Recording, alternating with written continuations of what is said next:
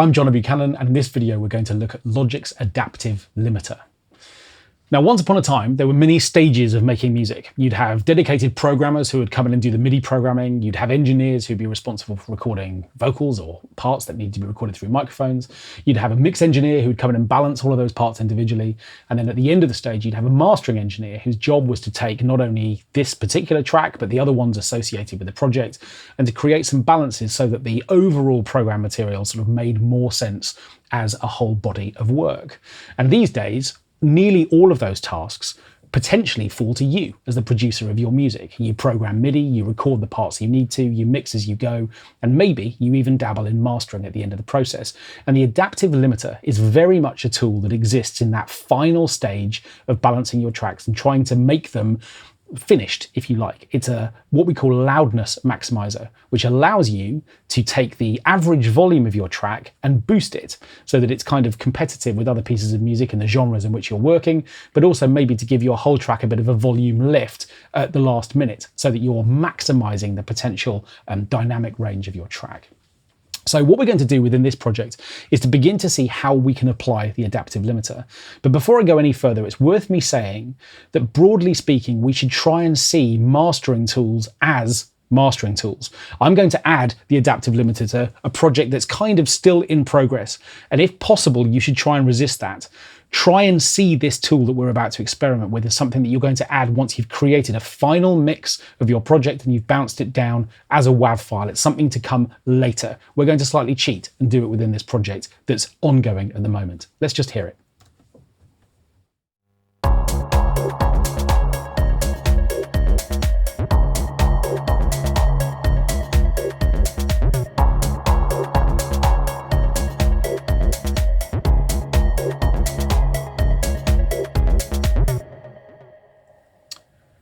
Now, as you probably know, when you play through a track in Logic, the output channel, which is down here in the bottom left-hand corner, will update you with the summed volume of your track to date. What that basically means is the volume that's reached as a result of all of these tracks playing together at the same time.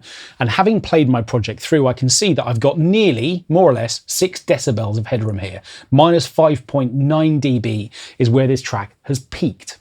Now, above 0 dB, tracks distort. They start to break up, and we don't want any of that. We don't want any digital distortion.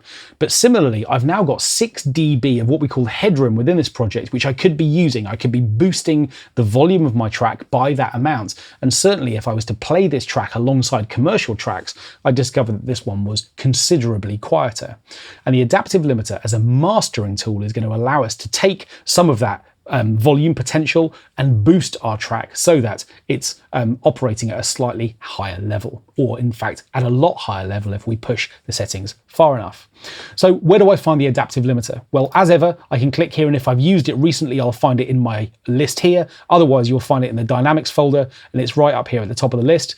And this is a processor that we're going to put on the output channel. We want every single part of the mix to pass through the adaptive limiter. So it doesn't go on one track, it goes on the output channel so that everything is affected by its controls. So what are we looking at here? Well, firstly, what we have a chance to do is to set the amount of additional gain we want to add to the project. Now, moments ago, we discovered that I had minus 5.9 dB was the peak level, so I've got nearly 6 decibels of extra volume that I could add to this project. So I'm going to remember that number in a minute. By default, Logic wants to add up to 3 decibels of gain. Now, why am I saying up to 3 decibels of gain? The way the adaptive limiter works is that it's an intelligent, what we call Lookahead limiter. So let's suppose for a moment what I did was to say, right, I'm going to turn the volume up by 7.5 decibels. Well, that's more volume than I've actually got room for. The maximum volume I could add here would be 5.9. However, my track isn't a consistent volume. There are moments where it gets to minus 5.9 dB of maximum. And there are going to be other intermediate moments, maybe between the drums or in the slightly quieter moments, where the track isn't going to be anywhere near as loud as minus 5.9 dB. So what the gain dial does is it allows me to add the amount of gain that is shown here up to a maximum of that number. So what it's going to do is to say, okay, this moment here only has 6 decibels of potential headroom, so I'm only going to add 6 dB. The next moment in the audio file, which is a little bit quieter, can absolutely cope with an additional 7.5 decibels of gain, so I'm going to boost by that much. So effectively what we're doing is we're changing the dynamic relationship between the quietest moments and the loudest moments, and we're adding a maximum potential gain here, which of course is going to considerably boost the entire track, but it's going to go through the program material of the track and it's going to make intelligent decisions about how much gain it can add. Now, the reason why we call the adaptive limiter a look-ahead limiter is that in order to do that, to go through that process and make value judgments about how much volume to add, what it needs to do is to buffer the audio that's coming through. So in other words, as the track comes down the line, it needs to be in a position where it can calculate and do the maths of the potential additional volume gain that we can be adding. So what the look ahead option means is how much time do we want to give Logic to do that process? And in the bottom right hand corner, you can see that there's an optimal look ahead value, which is given here, which I can apply. By default, when I open this up, it's given me 50 milliseconds, but if I want to, Logic seems to think that the optimal look-ahead value will be 20 milliseconds, so I can change that if I want to. In practice, it doesn't really make that much difference. It's just giving your CPU, your computer's processor, more time to figure out what value it needs to change.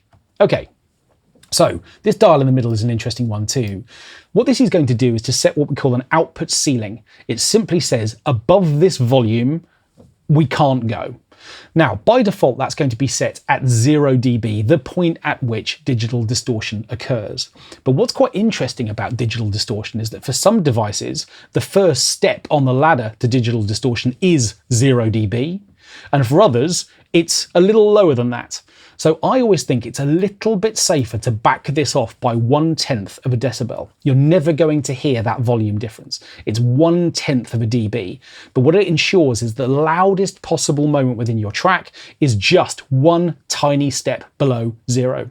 It's just a little quirk of mine perhaps, but I think that's quite a good practice to get into.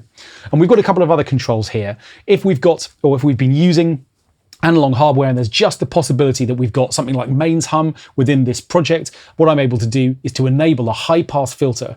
Admittedly, it's still going to retain all of the frequency content we need, and that option's down here in the bottom left hand corner. And I can also, from a monitoring point of view, switch on true peak detection. Now, there are various ways of looking at volume. Do you look at just the moments that peak at the loudest points? In other words, the sort of transients, if you like, within the audio, or do you take a sort of slightly more general view of the way that the audio is unfolding? And we've got an opportunity to look at those individual peaks if we want to or not. So in practice, the most important dials are the ones up here at the top. How much volume do you want to add? And where do you want to set the output ceiling? And what we can do is I'm going to play the track through twice, once adding 3 dB of gain, and then a little more, and we'll see the effect that it has on the audio.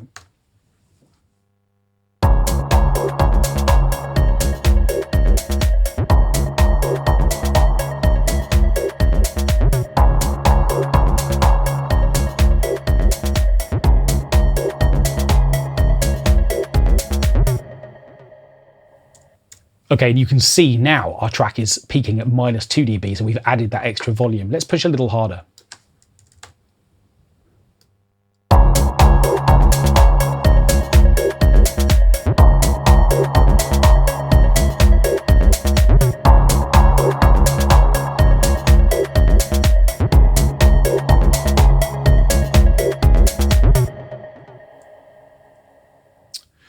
Now, of course, effectively, we're talking about the idea of reducing or changing the dynamic range of the project that we're listening to, a bit like compression in that regard. And as a result, as you might expect, you'll probably find that the frequency relationship between bass and mid-range and treble changes depending on the settings you use here. So mastering engineers don't just put an adaptive limiter or an equivalent limiter on the outputs that of tracks that they're processing. They'll balance this or put it at the end of a chain that might include an EQ to help you change the tone back to maybe something that might be more fitting for the project that you're working on. And maybe they'll also put a compressor or a multi-band compressor before the adaptive limiter, just to make sure that the track is behaving exactly as they want to across different frequency bands. But in this video, we focused exclusively on the adaptive limiter, learning what happens or how we can add additional volume to a project whilst making sure that it never overloads.